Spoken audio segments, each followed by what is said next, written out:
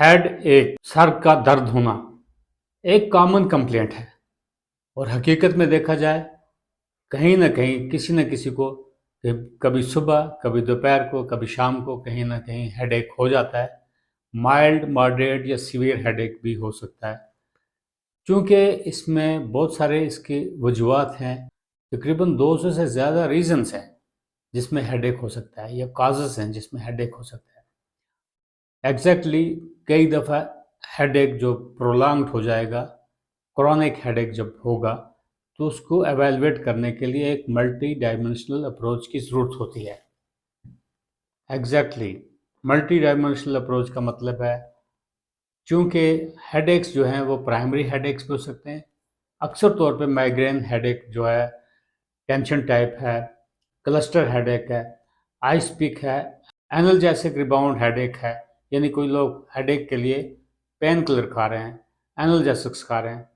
जो ही analgesics withdraw किए तो दोबारा हेडेक स्टार्ट हो सकता है। ऐसे ही स्लीप डिप्राइवेशन हेडेक होता है, प्रॉपर नींद ना की हो, खांसी करने के बाद या कभी-कभी एक्सेसिव स्नीजिंग जो है, छींके आने या बड़े पाखाने को स्टूल्स में स्ट्रेनिंग करने से, कभी प्रोलॉन्ग्ड लाफिंग से भी हेडेक हो सकता है। एग्जैक्टली आप महसूस करेंगे एक्सर्शनल हेडेक भी हो सकता है, यानी आपने ज़रूरत से ज़्यादा एक्सरसाइज कर ली, उसके बाद कहीं डिहाइड्रेशन के साथ इसका मंसलिक हो सकता है।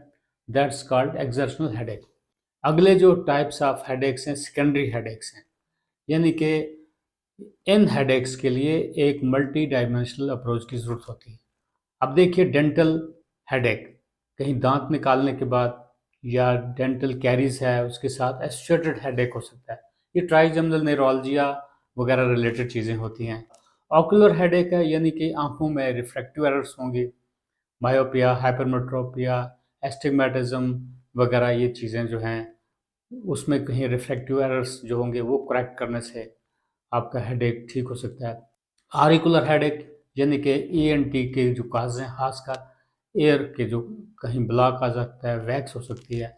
साइनसिस हेडेक है, साइनोसाइड्स, एक्यूट साइनोसाइड्स, क्रॉनिक साइनोसाइड्स वगैरह, उसके साथ लगातार हेडेक रह सकता है।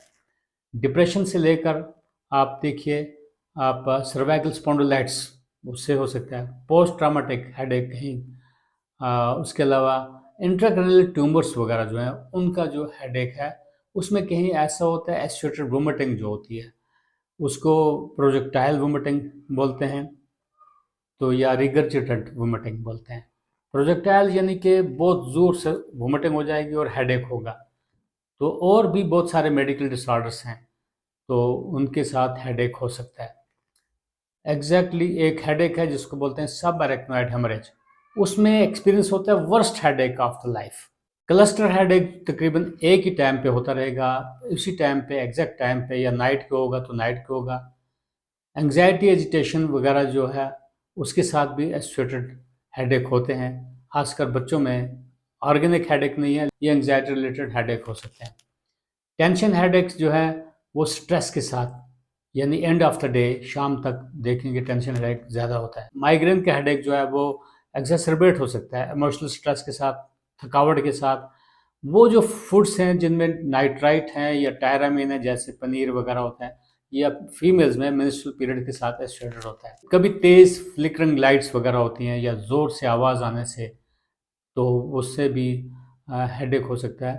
देखा गया है कि क्वाइट रूम टिपिफाई माइग्रेन, तो माइग्रेन के बारे में मैंने कुछ वीडियोस पहले भी बनाए हैं। तो अगर मैं आपको ये हेडेक जनरलाइज्ड बताने की कोशिश कर रहा हूँ, आप देखेंगे कि पोस्ट लंबर पंक्चर जो करते हैं, जैसे स्पाइनल एनेस्थीसिया देते हैं, उसके बाद हेडेक हो जाता है।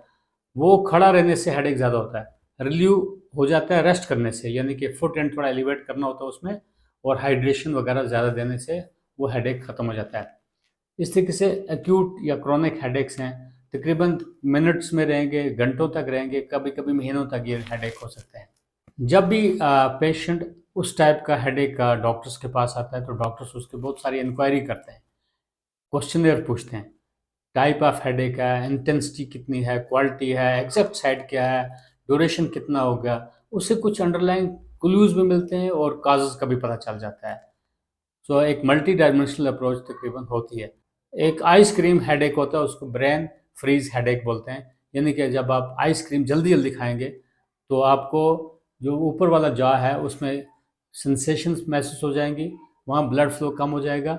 और आल्दो ये आइसक्रीम हेडेक है, ये आइस पिक हेडेक है, ये स्पॉन्टेनियसली रिकवर कर जाता है जब आपका टेम्परेचर बॉडी का मेंटेन हो जाता है। रिबाउंड हेडेक्स जो एनाल्जेसिक्स इंड्यूस्ड हैं उनके लिए कोई बीटा ब्लॉकर्स हैं, वेल्प्रोइक एसिड या क्लोनिडीन वगैरह, कोई ऐसी दवाइयाँ दी जाती हैं जिनको मैं कमेंट्स में आपको वन बाय वन अगर किसी को ज़रूरत पड़ेगी तो उसको मैं आंसर दे सकता हूँ इस यूट्यूब चैनल के थ्रू। क्या तदबीर किए जाएँ कि हमें हेडेक को प्रिवेंट किया जाए? एग्जैक्टली आपको अवॉइड करना है स्ट्रेसर्स, वो वजूहत, वो स्ट्रेटजीज अपनाने हैं, अनअवॉइडेबल स्ट्रेसेस जो हैं तो उनको अवॉइड करना है, उनके ऊपर स्टडी करना है, डिस्कस करना है, जिसकी वजह से हेडेक होता है। उनको नलीफाई करने से आपका हेडेक ठीक हो सकता है। रेगुलर टाइम पे अगर आप मील्स खाएंगे, खाना खाएंगे, उससे भी हेडेक तकरीबन नहीं होगा। ब्लड शुगर्स मेंटेन रखना है। अभी बहुत ज़्यादा हाइपरग्लाइसीमिया से भी हेडेक हो सकता है, जो ऑलरेडी डायबिटिक होंगे। एडिक्वेट स्लीप करने से आपका हेडेक तकरीबन ठीक रह सकता है। लिविंग रूम है, बेडरूम है, उसको डार्क या कूल रखना है। और एक्सरसाइजेज वगैरह जो है, स्ट्रेस कम हो सकती है एक्सरसाइज से। लाफ्टर थेरेपी, ऐसे ऐसे कुछ चीज़ें आप देख लेंगे जिनसे आपका रेक्टिफिकेशन हो सकता है हेडेक का। जब भी आप बिजी हैं अपने काम में, वर्किंग प्लेसेस में, तकरीबन आपको आई स्ट्रेन के ऊपर प्रिवेंट करना है। ट्रिगर्स जो हैं ये इंडिविजुअल बेसिस पे ये ट्रीटमेंट प्रोटोकॉल्स जो हैं या प्रिवेंटिव एस्पेक्ट्स हैं, तो हर इंडिविजुअल टू इंडिविजुअल मैटर करता है। किसी की हेडेक की इंटेंसिटी कम होगी, माइल्ड, मॉडरेट, सीवियर हेडेक वगैरह हो सकता है। तो ये था एक ब्रीफ अबाउट हेडेक के बारे में। आल्दो मैंने इसका सुपरफिशियली आपको जानकारी के लिए बताने की कोशिश कर रहा हूँ। अगर हम एक ही टॉपिक को पकड़ेंगे, माइग्रेन हेडेक या क्लस्टर हेडेक, एक लॉन्ग टॉपिक्स बनते हैं। तो एक ब्रीफ करने के मैंने आपके साथ शेयर करने की कोशिश की है। With similar message, similar videos, I will talk to you next. Till next, all the best. Khuda Hafiz.